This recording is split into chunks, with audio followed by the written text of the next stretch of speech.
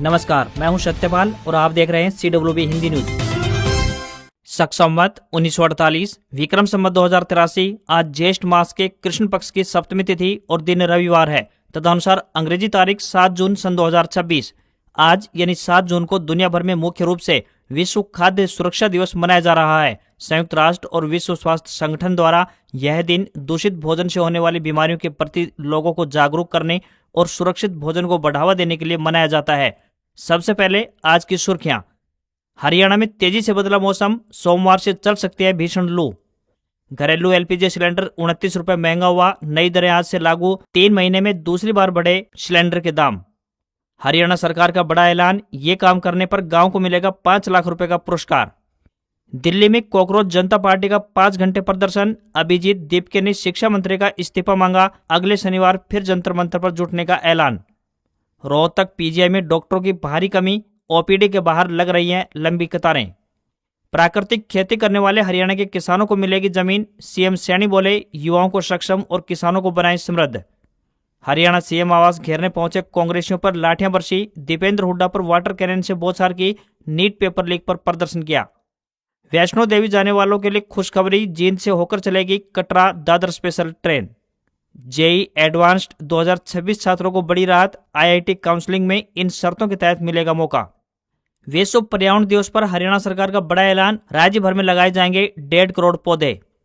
वैभव सूर्यवंशी भारतीय टीम में चुने गए सबसे युवा क्रिकेटर, 15 साल 71 दिन की उम्र में सिलेक्शन हुआ। श्रेयस अय्यर T20 के नए कप्तान बनाए। 85% इथेनॉल मिक्स वाला फ्लेक्स फ्यूल लॉन्च, दिल्ली में पहला पंप खुला। पेट्रोल से 20 रुपए सस्ता मिलेगा, कीमत 82 रुपए 12 पैसे प्रति लीटर। भारत ने अफगानिस्तान के खिलाफ पहले दिन 368 रन बनाए। राहुल व गिल के शतक लगे तो सुदर्शन व पंत की हाफ सेंचुरी।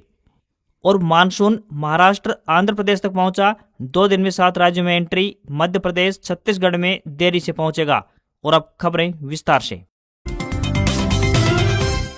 हरियाणा में लगातार मौसम में उतार चढ़ाव जारी है। कभी अचानक से होने वाली गर्मी देखने को मिल रही है तो कभी आकाश में बादल छाकर बारिश हो रही है। इससे तापमान में भारी गिरावट देखने को मिली। पिछले 3 से 4 दिनों से प्रदेश के कई हिस्सों में बारिश, तेज हवाएं और आंधी तूफान का दौर जारी है। हरियाणा में शनिवार को दोपहर बाद मौसम बदला। महेंद्रगढ़ में तेज आंधी के बाद बारिश हुई तो वहीं रेवाड़ी में धूल भरी आंधी चली। वहीं नूह में तेज आंधी के बाद बारिश हुई है। मौसम विभाग का अनुमान है कि 7 जून तक प्रदेश में मौसम का बदला हुआ रूप देखने को मिलेगा। इस दौरान कुछ क्षेत्रों में तेज हवाएं, गरज चमक और आंधी का असर भी देखने को मिल सकता है। मौसम विभाग के अनुसार 7 जून के बाद मौसम में धीरे धीरे बदलाव देखने को मिलेगा। हालांकि 11 जून के आसपास एक बार फिर से आंधी तूफान और बारिश की गतिविधियां बढ़ सकती हैं। इसको देखते हुए दक्षिण हरियाणा के जिलों खासकर महेंद्रगढ़ और रेवाड़ी में लोगों को सतर्क रहने की सलाह दी गई है। तेज हवाओं और बारिश के दौरान खुले स्थान पर जाने से बचने की भी अपील की गई है। मौसम विभाग के अनुसार 8 से 10 जून तक लू चलने की भी संभावना है। इसे लेकर राजस्थान सीमा के साथ लगते जिलों में लू का येलो अलर्ट जारी किया गया है।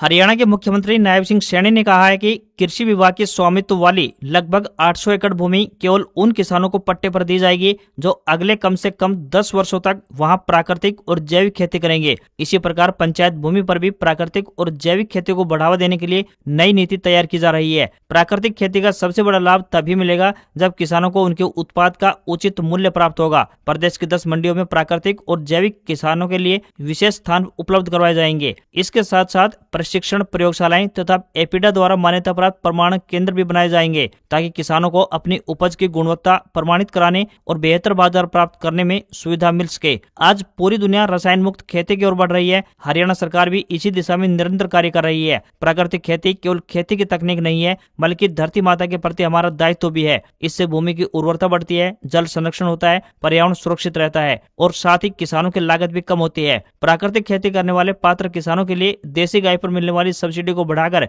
30,000 रुपए कर दिया गया है। साथ ही प्राकृतिक खेती में देसी गाय का विशेष महत्व भी है। जीवामृत व घन जीवामृत और अन्य प्राकृतिक इनपुट तैयार करने में देसी गाय महत्वपूर्ण भूमिका निभाती है।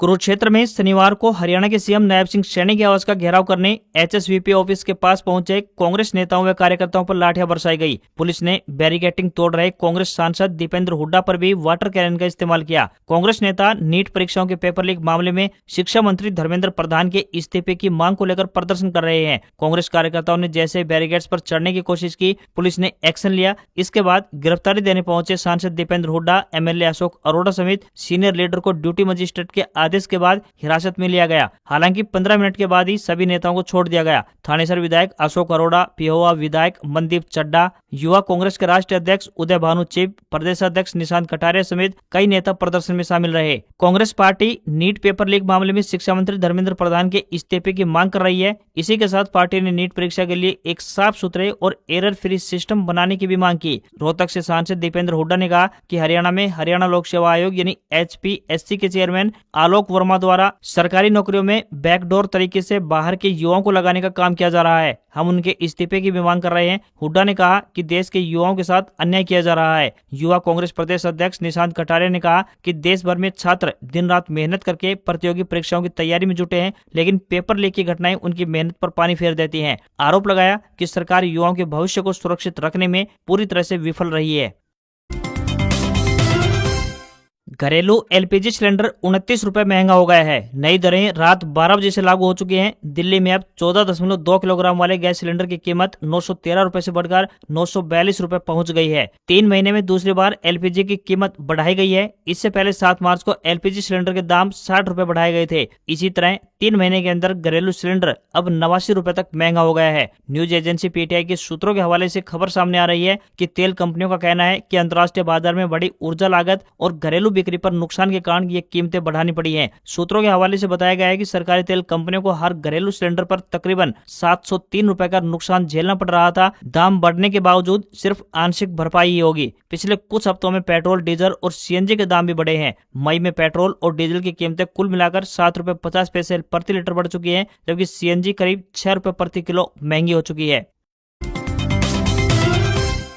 हरियाणा सरकार द्वारा कन्या भ्रूण हत्या पर रोक लगाने और बेटियों के प्रति सकारात्मक सोच विकसित करने के उद्देश्य से बेस्ट विलेज अवार्ड योजना क्रियान्वित की जा रही है। योजना के अंतर्गत प्रत्येक जिले में जन्म के समय सर्वाधिक लिंगानुपात वाले गांव को सम्मानित किया जाता है। प्रत्येक जिले में सर्वाधिक जन्म लिंगानुपात वाले एक गांव को 1.5 लाख रुपए की पुरस्कार राशि प्रदान की जाएगी। वहीं पूरे हरियाणा में सर्वाधिक जन्म लिंगानुपात वाले गाँव को 5 लाख रुपए का राज्य स्तरीय पुरस्कार और प्रशस्ति पत्र दिया जाएगा। चयन का आधार जनवरी से दिसंबर तक का ANM जन्म पंजीकरण डाटा रखा जाता है, क्योंकि यह गांव स्तर पर वास्तविक जन्म लिंगानुपात को सही दर्शाता है। पुरस्कार राशि का उपयोग गांव में बेटियों के सशक्तिकरण के लिए किया जाएगा। इसके तहत उस वर्ष में 10वीं कक्षा उत्तीर्ण करने वाली 3 मेधावी छात्राओं को ये छात्रवृत्ति प्रदान की जाएगी। राशि को छात्रा और उसके माता जीवित न होने पर पिता के संयुक्त खाते में जमा करवाया जाएगा। योजना के अंतर्गत पूरे हरियाणा में सर्वाधिक जन्म लिंगानुपात वाले गाँव को 5 लाख रुपए का राज्य स्तरीय पुरस्कार और प्रशस्ति पत्र दिया जाएगा। यह सम्मान ग्राम पंचायत के साथ साथ संबंधित चिकित्सा अधिकारी, ANM, आशा और आंगनवाड़ी कार्यकर्ताओं को भी मिलेगा। यह योजना बेटियों के जन्म को प्रोत्साहित करने, लिंगानुपात में सुधार लाने तथा समाज में बालिका शिक्षा एवं महिला सशक्तिकरण को बढ़ावा देने की दिशा में एक महत्वपूर्ण पहल मानी जा रही है। नीट पेपर लीक मामले में शिक्षा मंत्री धर्मेंद्र प्रधान के इस्तीफे की मांग को लेकर कॉकरोच जनता पार्टी यानी CJP ने शनिवार को दिल्ली के जंतर मंतर पर 5 घंटे प्रदर्शन किया। पार्टी के फाउंडर अभिजीत दीपके ने कहा कि मंत्री आज शाम 5 बजे तक इस्तीफा दें, नहीं तो पूरे देश में प्रदर्शन किया जाएगा। अगले शनिवार यानी 13 जून को जंतर मंतर पर फिर प्रदर्शन करेंगे। CGI को जंतर मंतर पर शाम 5 बजे तक प्रदर्शन करने की अनुमति मिली थी, लेकिन दोपहर 3:30 बजे अभिजीत की तबियत खराब हो जाने के कारण यह समाप्त हो गया। इसके बाद में सोनम वांगचुक के साथ धरना स्थल से रवाना हो गए। अभिजीत सुबह ही अमेरिका से दिल्ली लौटे थे। वे एयरपोर्ट से सीधे जंतर मंतर पहुंचे थे। यहाँ अभिजीत अंबेडकर की ऑटोबायोग्राफी और संविधान की कॉपी लेकर पहुंचे थे। प्रदर्शन में सामाजिक कार्यकर्ता सोनम वांगचुक, CPI-ML लिबरेशन के महासचिव दीपांकर भट्टाचार्य, CPI नेता एनी राजा और वामपंथी छात्र और युवा संगठनों के कार्यकर्ता मौजूद रहे। अभिजीत ने कहा, कॉकरोच जनता पार्टी अपनी मांग पर अड़ी है। उन्होंने शिक्षा मंत्री धर्मेंद्र प्रधान को इस्तीफे के लिए 5 दिन का अल्टीमेटम दिया है। अगर कॉकरोच जनता पार्टी की बात नहीं मानी जाती है तो 13 जून को जंतर मंतर पर दोबारा से प्रदर्शन किया जाएगा। कॉकरोच जनता पार्टी के प्रदर्शन पर वर्ल्ड मीडिया ने क्या कहा, तो आपको यहाँ पर बता दें कि द टेलीग्राफ ने लिखा, सीजेपी भारत में बढ़ती बेरोजगारी, परीक्षा घोटालों और राजनीतिक व्यवस्था से असंतोष का प्रतीक बनकर उभरी है। वहीं द वाशिंगटन पोस्ट ने लिखा, सीजेपी परीक्षा में अनियमितता, बेरोजगारी और सामाजिक मुद्दों से नाराज युवाओं की आवाज है। सोशल मीडिया की लोकप्रियता को जमीनी समर्थन में बदलने की कोशिश है। वहीं राइटर्स के अनुसार यह सरकार के खिलाफ उभरने वाले सबसे बड़े ऑनलाइन अभियानों में से एक है। भारत में 15 से 29 साल के लगभग 40 करोड़ युवा हैं और उनके लिए पर्याप्त नौकरियां पैदा करना चुनौतीपूर्ण है। भाजपा अध्यक्ष नितिन नवीन ने कहा, कुछ ताकतें देश के युवाओं को नकारात्मक राजनीति की तरफ धकेलने की कोशिश कर रही हैं। विदेश में बैठे कुछ लोग यह मानकर चल रहे हैं कि वे भारत के युवाओं को दिशा दे सकते हैं। वहीं शिवसेना के चीफ उद्धव ठाकरे ने कहा, युवाओं को कॉकरोच कहकर उनका अपमान करना गलत है। अब यही युवा अपनी मांगों के लिए आवाज उठा रहे हैं और सरकार को उनकी बात सुननी होगी। बता दें कि 30 साल के अभिजीत दीपके महाराष्ट्र के संभाजी नगर के रहने वाले डिजिटल मीडिया स्ट्रेटेजिस्ट हैं। अभिजीत ने पुणे से पत्रकारिता की पढ़ाई की है। फिलहाल अमेरिका की बोस्टन यूनिवर्सिटी में पब्लिक रिलेशन से मास्टर्स की पढ़ाई कर रहे हैं। कॉकरोच जनता पार्टी पॉलिटिकल पार्टी बनेगी या नहीं, फिलहाल यह तय नहीं है। पार्टी को सोशल मीडिया पर जनता का भारी समर्थन है।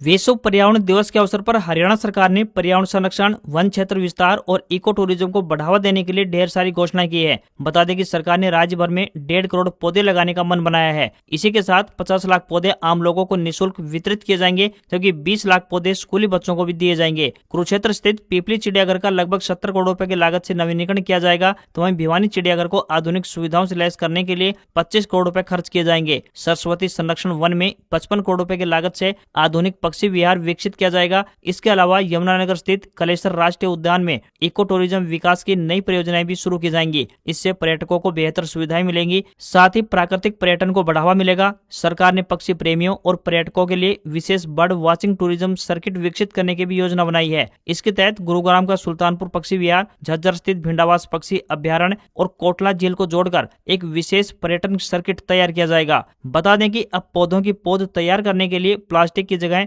बायोडिग्रेडेबल बैग का इस्तेमाल किया जाएगा, जिससे प्लास्टिक प्रदूषण कम होगा। इससे हरियाणा में हरियाली बढ़ेगी, साथ ही जैव विविधता को भी संरक्षण मिलेगा। सीबीएसई 12वीं के मूल्यांकन और पुनर्मूल्यांकन प्रक्रिया को लेकर विवाद जारी है। इसी बीच जेईई एडवांस्ड 2026 में सफल छात्रों के लिए बड़ी राहत की खबर सामने आ रही है। जेईई एडवांस्ड 2026 का आयोजन कराने वाले आईआईटी रुड़की ने ऐसे अभ्यर्थियों को भी आईआईटी काउंसलिंग प्रक्रिया में शामिल होने की अनुमति दे दी है, जिनके 12वीं बोर्ड परीक्षा में फिलहाल निर्धारित पात्रता अंक नहीं आए हैं, लेकिन उन्होंने जेईई एडवांस्ड परीक्षा सफलतापूर्वक क्वालिफाई कर ली है। इससे हजारों की संख्या में छात्रों को राहत मिली है। नियमों के अनुसार आईआईटी में प्रवेश के लिए सामान्य वर्ग के छात्रों के 12वीं कक्षा में कम से कम 75% अंक होना जरूरी है। वहीं SC, ST और दिव्यांग श्रेणी के छात्रों के लिए न्यूनतम 65% अंक निर्धारित हैं। इसी आधार पर अभ्यर्थियों की अंतिम पात्रता तय की जाती है। अंतिम प्रवेश बोर्ड परिणाम और पात्रता शर्तें पूरी होने के बाद ही मान्य होगा। हरियाणा के रोहतक जिले में स्थित पंडित भगवत दयाल शर्मा स्वास्थ्य विज्ञान विश्वविद्यालय यानी PGIMS में इन दिनों मरीजों की परेशानी बढ़ गई है। दरअसल एक साथ बड़ी संख्या में डॉक्टरों का अवकाश पर चले गए हैं। संस्थान के करीब 320 डॉक्टरों में से लगभग 160 डॉक्टर एक माह की छुट्टी पर चले गए हैं, जिसके चलते OPD और अन्य स्वास्थ्य सेवाओं पर अतिरिक्त दबाव बढ़ गया है। डॉक्टरों की संख्या आधी होने के चलते मरीजों को घंटों इंतजार करना पड़ रहा है। सुबह से ही OPD के बाहर लंबी कतारें देखने को मिल रही है। साथ ही कई मरीजों को शाम तक अपने नंबर का इंतजार भी करना पड़ रहा है। पहले से डॉक्टरों की कमी झेल रही PGI के लिए यह स्थिति चुनौतीपूर्ण साबित हो रही है। मिली जानकारी के अनुसार जुलाई में बड़ी संख्या में डॉक्टर अवकाश पर रहेंगे। ऐसे में अगले 2 महीने तक PGI को वैकल्पिक व्यवस्था के सहारे स्वास्थ्य सेवाएं संचालित करनी होंगी। इसका सीधा असर मरीजों पर पड़ रहा है। दरअसल PGI में हर साल डॉक्टरों को निर्धारित अवकाश दिया जाता है। गर्मियों में डॉक्टरों को 30 दिन और सर्दियों में 24 दिन की छुट्टी मिलती है। बता दें कि PGI में पहले से ही कई पद खाली पड़े हैं। मेडिकल टीचरों के 445 स्वीकृत पदों में से 145 पद खाली है। इसके अलावा सीनियर प्रोफेसरों के 27 पद और रेजिडेंट डॉक्टरों के 186 पद खाली पड़े हैं। गर्मी की छुट्टियों के बीच मां वैष्णो देवी के दर्शन के लिए जाने वाले श्रद्धालुओं और लंबी दूरी की यात्रा करने वाले यात्रियों के लिए राहत भरी खबर सामने आ रही है। भारतीय रेलवे ने ट्रेन नंबर 04693 व 94 में श्री माता वैष्णो देवी कटरा दादर एक्सप्रेस स्पेशल को जींद रेलवे स्टेशन से होकर चलाने का फैसला लिया है। इस स्पेशल ट्रेन के संचालन से हरियाणा के यात्रियों को सीधा लाभ पहुंचेगा। यह ट्रेन समर स्पेशल के रूप में चलाई जा रही है। Train number 04694 Shri Mata Vaishno Devi Katra Dadar express 7 जून और 14 जून को कटरा से रवाना होगी, तो वहीं वापसी वापसी में ट्रेन नंबर 04693 दादर से 9 जून और 16 जून को संचालित की जाएगी। इसी प्रकार ट्रेन दोनों दिशाओं में 2-2 फेरे लगाएगी। ट्रेन नंबर 04694 श्री माता वैष्णो देवी कटरा धाम से सुबह 6:40 पर रवाना होगी। यह जम्मू तवी, पठानकोट कैंट, जालंधर कैंट, लुधियाना, धुरी और जाखल होते हुए शाम 5:08 पर जींद पहुंचेगी। यहाँ 2 मिनट के ठहराव के बाद ट्रेन रोहतक, झज्जर, रेवाड़ी, नारनौल, नीम का थाना, रिंगस, पुलेरा, किशनगढ़, अजमेर, भीलवाड़ा, चित्तौड़गढ़, रतलाम और सूरत होते हुए रात 10:40 पर दादर पहुंचेगी। वापसी में बात करें तो ट्रेन नंबर 04693 दादर से रात 12:15 पर रवाना होगी और अगले दिन रात 12:38 पर जींद पहुंचेगी। यहाँ 2 मिनट रुकने के बाद ट्रेन जाखल, धुरी, जालंधर, पठानकोट और जम्मू तवी होते हुए कटरा पहुंचेगी। हरियाणा सरकार ने प्रदेश के स्वास्थ्य को बेहतर बनाने की दिशा में एक और कदम बढ़ाया है। स्वास्थ्य मंत्री आरती सिंह राव ने बताया कि राज्य सरकार ने पानीपत के 200 बेड वाले जिला नागरिक अस्पताल के लिए कुल 219 पदों के लिए मंजूरी दी है। इसके अलावा कुरुक्षेत्र जिले के थाना उप स्वास्थ्य केंद्र को प्राथमिक स्वास्थ्य केंद्र यानी पीएचसी में अपग्रेड करने का भी फैसला लिया गया है। पानीपत के 200 बेड वाले जिला नागरिक अस्पताल में विशेषज्ञ डॉक्टरों, नर्सिंग स्टाफ और तकनीकी कर्मचारियों की उपलब्धता बढ़ाने के लिए 122 नियमित पद स्वीकृत किए गए हैं। इन पदों में वरिष्ठ चिकित्सा अधिकारी, dental surgeon, clinical psychologist, physiotherapist, nursing staff, pharmacist, lab technician, radiographer, operation theatre सहायक, dietician, biomedical engineer, social worker और जनसंपर्क अधिकारी जैसे विभिन्न पद शामिल हैं। वहीं हरियाणा कौशल रोजगार निगम यानी HKRN के माध्यम से 97 पद भरे जाएंगे। इनमें 17 data entry operator, 37 sweeper, 37 ward servant, 5 सुरक्षा गार्ड और 1 सुपरवाइजर के पद शामिल है। आरती सिंह राव ने कहा है कि इन दोनों फैसलों से हजारों लोगों को सीधा लाभ मिलेगा। जिला स्तर पर मरीजों को विशेषज्ञ स्वास्थ्य सेवाएं बेहतर तरीके से मिल सकेंगी, तो साथ ही ग्रामीण क्षेत्रों में प्राथमिक स्वास्थ्य सुविधाओं को भी मजबूती प्रदान होगी।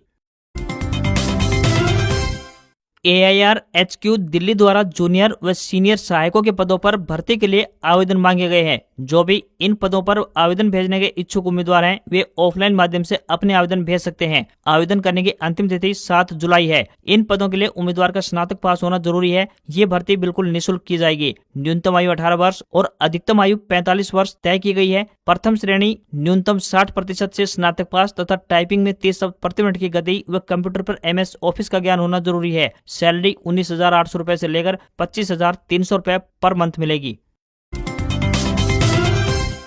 आज लगभग हर बजट और हर जरूरत के लिए एक अच्छा फोन बाजार में उपलब्ध है, लेकिन अगर आप अपनी जरूरत के हिसाब से सबसे बेहतरीन स्मार्टफोन चाहते हैं और किसी समझौते के लिए तैयार नहीं है, तो इस साल कुछ ऐसे स्मार्टफोन आने वाले हैं जिनका इंतजार करना फायदेमंद साबित हो सकता है। फोटोग्राफी के लिए पिक्सल 11 प्रो और प्रो XL विकल्प अच्छे रहेंगे। इस बार तीनों रेयर कैमरों में नए सेंसर होंगे। लो लाइट फोटोग्राफी में भी सुधार होगा। ये अगस्त में लॉन्च हो सकता है। अगर वीडियो शूटिंग पसंद है तो iPhone 18 Pro और Pro Max का इंतजार करें। इनमें वेरिएबल अपर्चर मिलेगा। इससे तय कर सकेंगे कि कैमरे में कितनी रोशनी आए व बैकग्राउंड कितना ब्लर हो। यह फोन सितंबर में आएगा। वहीं बैटरी में OnePlus का Nord 6 अच्छा है। 41,000 रुपए में 8,000 mAh की बैटरी मिलती है। 30,000 रुपए बजट की बात करें तो OnePlus Nord 6 CE विकल्प अच्छा साबित हो सकता है। ये दोनों फोन लॉन्च हो चुके हैं। वहीं मिड रेंज में Vivo V80 Pro अच्छा विकल्प साबित हो सकता है। इसमें 4 कैमरा मिल सकते हैं। स्पेशल सेल्फी कैमरा भी होगा। बैटरी 7200 mAh के आसपास होगी और कीमत 40,000 रुपए के आसपास। फोन भारत में जल्द लॉन्च होने वाला है। मल्टीटास्किंग और बड़े डिस्प्ले पर काम करना पसंद है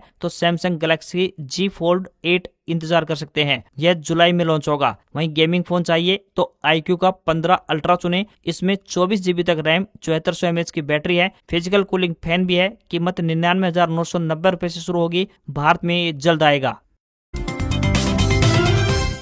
सोने चांदी के दाम में इस हफ्ते गिरावट देखने को मिली है। India Boolean and jewellers association के मुताबिक 10 ग्राम 24 कैरेट सोने का दाम 2,225 रुपए गिरकर 1,54,000 रुपए पहुंच गया है। इससे पहले ये बीते हफ्ते यानी 30 मई को 1,56,000 रुपए पर था। वहीं चांदी 2,63,000 रुपए प्रति किलो से गिरकर 2,57,000 रुपए पर पहुंच गई है, यानी इसकी कीमत 6,442 रुपए कम हुई है। 22 कैरेट सोने का दाम 1,41,282 रुपए प्रति 10 ग्राम के स्तर पर पहुंच गया है। इस साल सोने चांदी की कीमत में तेजी रही है। सोना 2026 में अब तक 21,000 रुपए और चांदी 27,000 रुपए तक महंगी हुई है। हमेशा ब्यूरो ऑफ इंडियन स्टैंडर्ड यानी BIS का हॉलमार्क लगा हुआ सर्टिफाइड गोल्ड ही खरीदें। सोने का सही वजन और खरीदने के दिन उसकी कीमत कई सोर्सेज यानी कि कई वेबसाइट से क्रॉस चेक अवश्य करें। वहीं $1 का दाम 94 रुपए 95 पैसे के स्तर पर पहुंच गया है। आज खबरों बस इतना ही। देखते रहिए आपका अपना हरियाणा का सबसे बेहतरीन news channel CWB Hindi news. नमस्कार। इसी आशा के साथ आपका दिन शुभ रहे।